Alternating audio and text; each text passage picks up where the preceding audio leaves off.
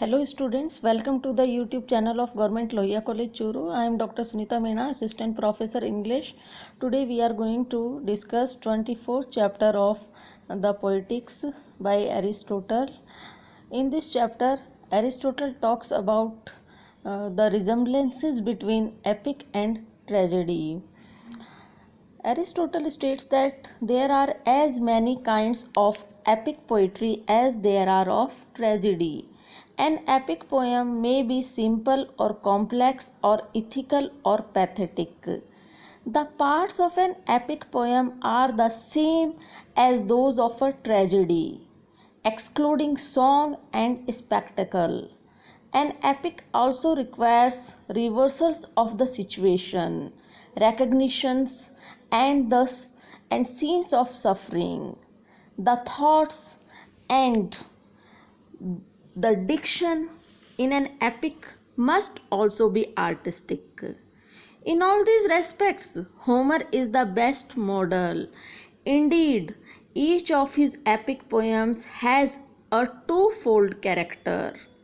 The Iliad is at once simple and pathetic, while the Odyssey is both complex and ethical. The larger scale of an epic. An epic poem is built on a larger scale than a tragedy. In tragedy, the author cannot represent several lines of actions carried on at one and the same time. He must confine himself to the action on the stage and the part taken by the players. But in an epic poem, owing to its narrative form, many events which are simultaneously transacted can be presented, and these, if relevant to the subject, add mass and dignity to the poem. As for the meter, the heroic measure has proved its fitness for an epic poetry. Nature herself taught the epic poets the choice of the proper measure. One other point about an epic is that the poet should speak as little as possible in his own person and should allow the characters to speak. Other poets appear themselves upon the scene throughout and imitate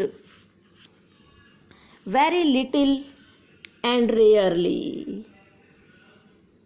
But Homer, after a few prefatory words, at once brings in a man or a woman or some other personage to speak. The wonderful and the irrational elements. The element of the wonderful is required in tragedy. The irrational, on which the wonderful depends for its chief effects, has wider scope in epic poetry, because there the person acting is not actually seen by the listeners. Thus, the pursuit of Hector by Aeschylus would be ludicrous if presented upon the stage. But in an epic poem, such an absurdity passes unnoticed. The wonderful is pleasing, as may be seen in the fact that everyone tells a story with some addition of his own, knowing that his listeners would like it. It is Homer who has chiefly taught other poets the art of telling lies skillfully. The poet should prefer probable impossibilities to improbable possibilities. The tragic plot must not be composed of irrational parts. If possible, everything irrational should be excluded. But if it must be included, it should lie outside the action of the play. As in the play Oedipus, the hero's ignorance with regard to the manner of Laius' death. A plot should not, in the first place, be constructed with irrational elements. But once the irrational has been introduced and an air of probability has been imparted to it, we must accept it in spite of the absurdity.